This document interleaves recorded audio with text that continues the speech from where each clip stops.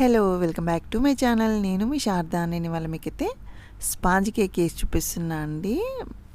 Chocolate and orange ఫ్లేవర్లా చాలా బాగుంటుంది. With egg తోటి ఇది. ఒకవేళ కావాలంటే ఎగ్ స్కిప్ చేసి కూడా చేసుకోవచ్చు. కేక్ అయితే చాలా ఫ్లఫీగా చాలా బాగా వచ్చింది. ఫుల్ వీడియో చూడండి, తప్పకుండా ట్రై కూడా చేయండి. ఇది నేను బీటర్ వాడకుండా సింపుల్గా చేసా మిక్సీలోనే.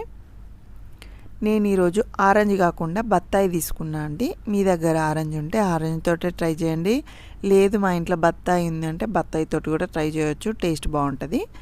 ఒకసారి వాష్ చేసేసుకొని ఇలా ముక్కల్లా కట్ చేసేసుకోవాలి. గింజలు అయితే అస్సలు ఉండొద్దండి. గింజలు ఉంటే కొంచెం చేదులాగా వస్తూ ఉంటుంది. ఇలా కొంచెం చిన్న పీస్లా కట్ చేసుకుంటే మిక్సీ పట్టేసుకునేటప్పుడు ఈజీగా ఉంటుంది. ఒక కాయనే తీసుకున్నా నేను. ఇందులోనే 3/4 కప్పు షుగర్, మనం షుగర్ పౌడర్ వేసుకుంటాం, మిక్సీ పట్టేసుకుంటున్నాం కాబట్టి ఇందులోనే వేసుకుంటున్నా. 2 ఎగ్స్, 1/2 కప్ కన్నా కొంచెం తక్కువ ఆయిల్. మంచిగా మిక్సీ పట్టేసుకోవాలి. నాకు అక్కడక్కడ 2 ముక్కల్లాగా కనిపించినాయి, నేను వాటిని తీసేసుకున్నా. ఎక్కువసేపు పట్టేసుకుంటే ఏముండదండి. లేదు అంటే స్ట్రైనర్ ఉంటుంది కదా, దీంతో ఒకసారి స్ట్రెయిన్ చేసుకున్నా సరిపోతుంది. 1 కప్పు మైదాపిండి, 1 teaspoon baking powder, 1/2 teaspoon baking soda వేసేసుకొని ఇలా విస్కర్ తోటి ఒకసారి అంతా కలిసేలా కలుపుకోవాలి. ఇలా కలుపుకున్న తర్వాత ఒకవేళ కొంచెం హార్డ్గా అనిపిస్తే కొన్ని పాలు యాడ్ చేసుకోండి.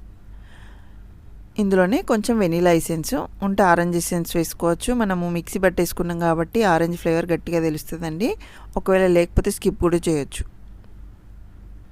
మీరు ఎగ్ ప్లేస్లో వద్దు అనుకుంటే పాలు కొన్ని ఎక్కువ యాడ్ చేసుకోండి, కొంచెం వెనిగర్ వేసుకోండి. కావాలంటే 1/2 కప్పు పెరుగు కూడా వేసుకోవచ్చు. ఇలా అంతా కలిసేలా కలుపుకున్న తర్వాత నేను ఫుడ్ కలర్ ఆప్షనల్ అండి, కావాలంటే వేసుకోవచ్చు, లేకపోతే స్కిప్ చేయొచ్చు. నేను మధ్యలో చాక్లెట్ ఫిల్లింగ్ వేస్తున్నా కాబట్టి కొంచెం అందులో నుంచి బ్యాటర్ తీసేసుకొని 1 టేబుల్ స్పూన్ దాకా కోకో పౌడర్ వేసేసుకుంటున్నా. మీకు ఇలా వద్దు, ప్లెయిన్గా నేను ఆరెంజ్ కేక్ తింటా అనుకుంటే ఈ చాక్లెట్ది స్కిప్ చేయొచ్చు. ఇలా బటర్ పేపర్ అప్లై చేసేసుకొని ఫస్ట్ ఆరెంజ్ది వేసేసుకోవాలి. తర్వాత మిడిల్లో చాక్లెట్ ఫిల్లింగ్ వేసేసుకోవాలి. పైన మళ్ళీ ఆరెంజ్ వేసుకోవాలి. నేను ఇంకా కొంచెం బ్యాటర్ మిగిలిందని, కొంచెం మార్బల్ కేక్ లాగా ఉంటుందని ఆరెంజ్ వేసిన తర్వాత మళ్ళీ కొంచెం చాక్లెట్ది కూడా వేసాను. అప్పుడు లుక్ అక్కడక్కడ కనిపిస్తూ బాగుంటుంది.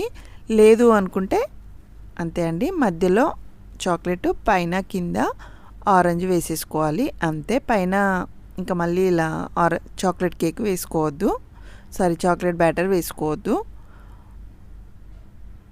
అలా అయితే మధ్యలో ఫిల్లింగ్ లాగా ఉంటుంది. సో పైన తర్వాత నేను టూత్పిక్ తోటి ఇలా అనుకుంటున్నా. 10 నిమిషాల ముందు ప్రీ హీట్ పక్కా పెట్టేసుకోవాలండి. నేను ఓటీజీలో వేస్తున్నా, ఓటీజీ అయినా స్టవ్ పైన వేసినా 10 నిమిషాల ముందు ప్రీ హీట్ తప్పకుండా పెట్టేసుకోవాలి. 180 డిగ్రీ సెల్సియస్ దగ్గర పెట్టేసుకుంటున్నా. 40 మినిట్స్ పెట్టేసుకుంటున్నా. స్టవ్ పైన కూడా 40 మినిట్స్ పెట్టేసుకోండి. సిమ్లో పెట్టేసుకోండి. 40 మినిట్స్ తర్వాత అది కంప్లీట్గా చల్లగా అయిన తర్వాతనే కేక్ ఇలా తీసేసుకోవాలి. నేను 2 ఎగ్సే వేసాను. కేక్ మట్టుకు చాలా ఫ్లఫీగా చాలా బాగా వచ్చింది. కేక్ తినాలనుండి ట్రై చేయకపోతే దీంతో ఒకసారి ట్రై చేయండి. సింపుల్గా చేసేసుకోవచ్చు. ఒక బేకింగ్ పౌడర్, బేకింగ్ సోడా ఒకటి ఉంటే అయిపోతుందండి. అన్నీ మన ఇంట్లో దొరికేవే కదా ఎక్కువ. కావాలి ట్రై చేద్దాం అనుకున్న వాళ్ళు ఒకసారి తప్పకుండా ట్రై చేయండి. అండ్ నా ఛానల్లో కేక్ వీడియోస్ ఇంకా చాలానే ఉన్నాయి, ఇంట్రెస్ట్ ఉంటే ఒకసారి చెక్ చేయండి.